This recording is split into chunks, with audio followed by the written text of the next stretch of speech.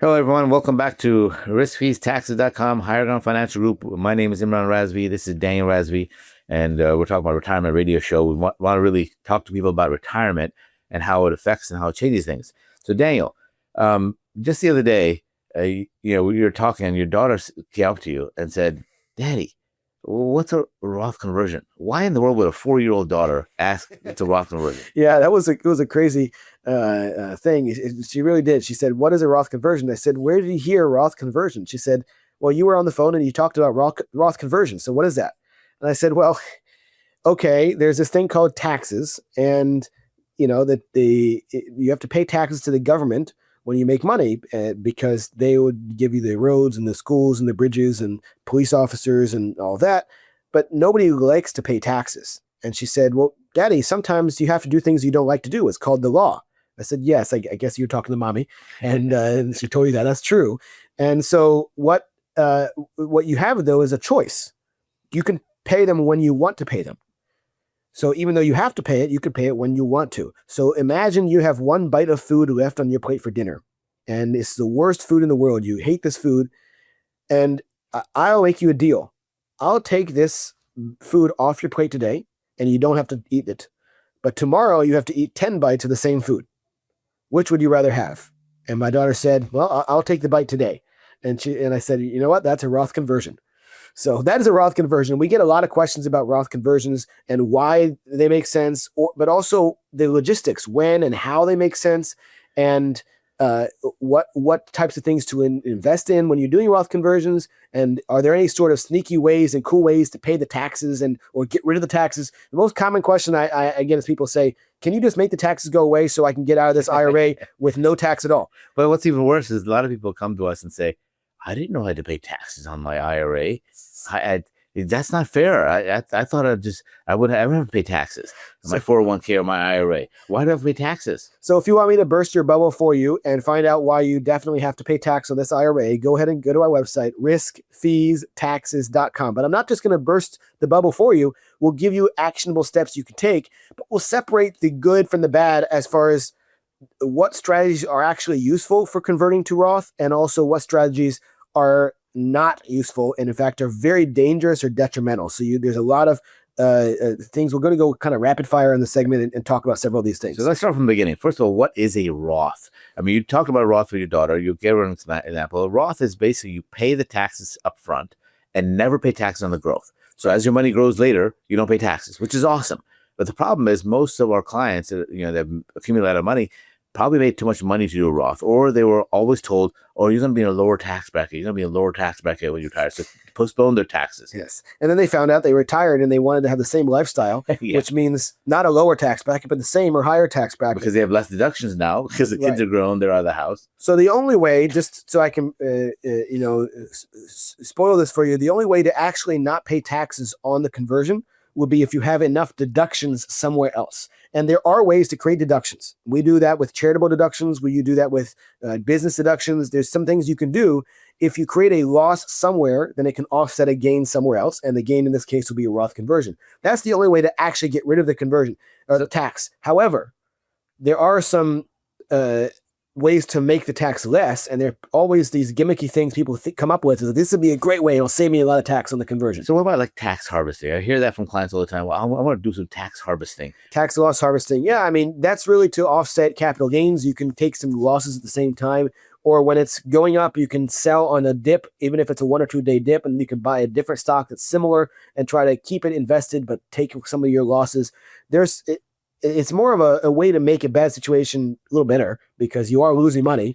That sounds so complicated. And it doesn't have really any bearing at all on Roth conversions because it's completely different because of the brokerage account. So let's put that aside. What about these? I hear on the radio all the time, these companies saying, "Look, we have a bonus annuity and the annuity company will pay the taxes on your Roth conversion." This is a terrible idea at best and illegal at worst. So don't listen to that hype about the insurance company will pay for your Roth conversion.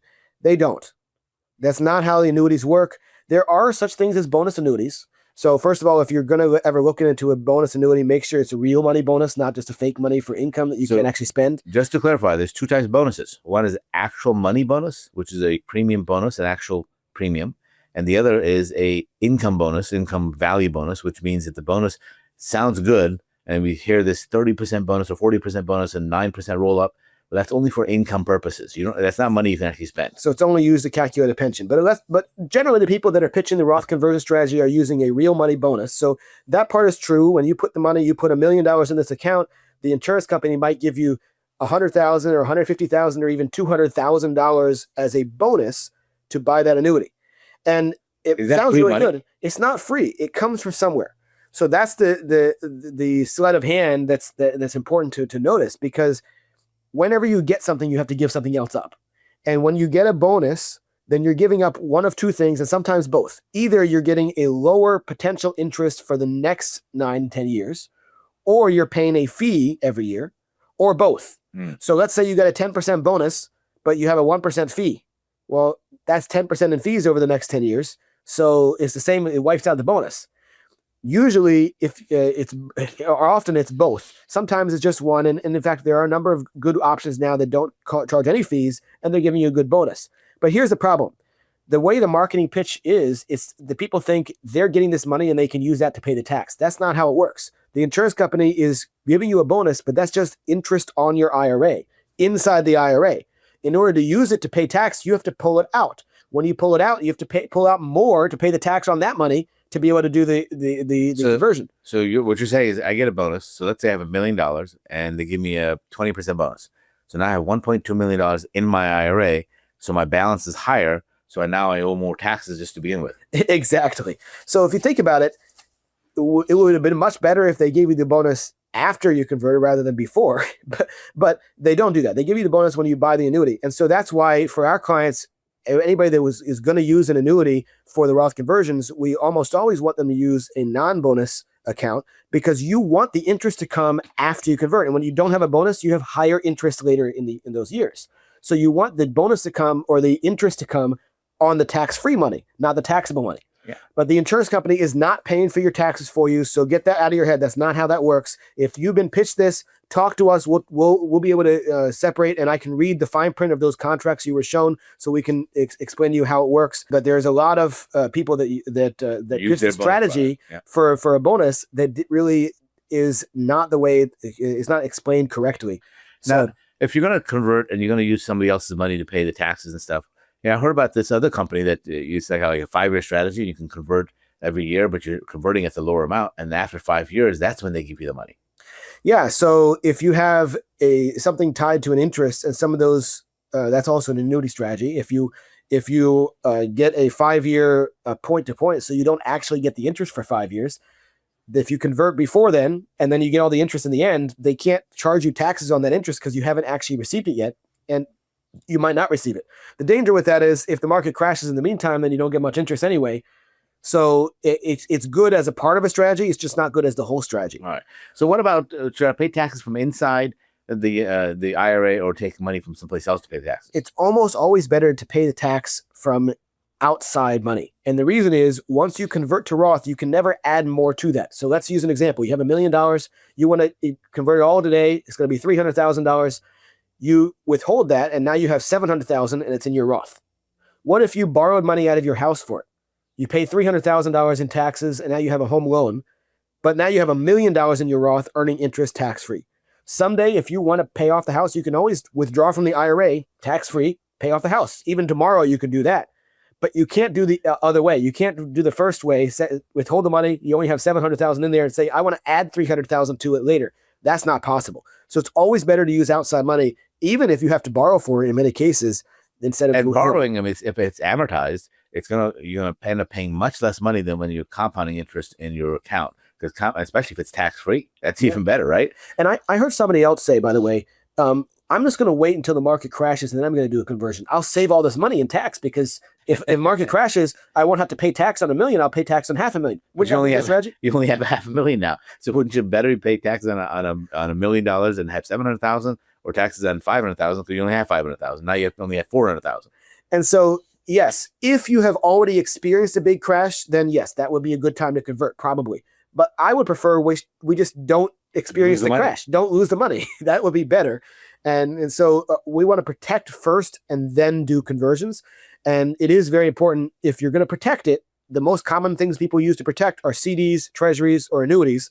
And if you want to put any of those places, you need one that allows partial conversions, not just total conversions. And there are very few companies that allow that. So make sure you find one that does allow partial conversions to Roth.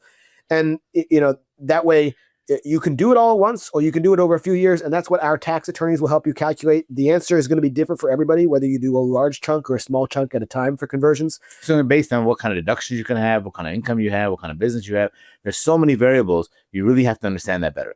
And what if you don't have any kids? Is it still better to convert? I talked to somebody just a few days ago, that, he's like, I don't have any kids. I'm going to leave all this IRA to charity. And he's already 75 years old. I said, you know what? You should not convert. If it's all going to go to charity, the charity doesn't pay any tax at all. But if it's going to go to human beneficiaries, then yes, in most cases, it does make sense to convert. And not always converting to Roth. You can convert to life insurance also. Either way, it'll be tax-free. And which one is better? Again, it depends on when we discussed the income plan with you. Should you do Roth conversions or life insurance or a combination? But that's important. Yeah, but you know what? If I convert, then it's going to raise my income. And I've heard this thing of Aunt Irma, who's going to end up, charging me a lot of money from Medicare. Yeah, Uncle Sam's sister, Aunt Irma, right? Irma is higher Medicare costs when you have too much income. And in fact, it bites you 2 years later. And that's true, but it's not as big of a deal as you might think. So I did an analysis just a few days ago, or a couple weeks ago, actually, for a client, that we saved them $2.1 million in taxes by doing conversions. And this is paying out of pocket for the conversion. That's before any of the deductions, charitable things, business strategies, before any of that. Just by converting on a certain schedule, he saved $2.1 million. Now, as a consequence, he had to pay $100,000 too much in Medicare costs. Okay, so he really only saved $2 million instead of $2.1 million. That's okay. That's still a good deal. It's still a huge savings. So don't let Irma scare you. Talk to us about Roth conversions and get actual advice from a tax attorney. A lot of the people online, on the radio, on articles, on TV, and different places, you meet advisors, so-called advisors. They have great investment ideas sometimes. They have great protection ideas sometimes. But when they talk about taxes, it always has a caveat. This is not really tax advice or legal advice. Talk to a tax attorney. That's who I am. I'm a tax attorney. We have other tax attorneys on staff. So go to our website, riskfeestaxes.com, and get your Roth conversion plan today.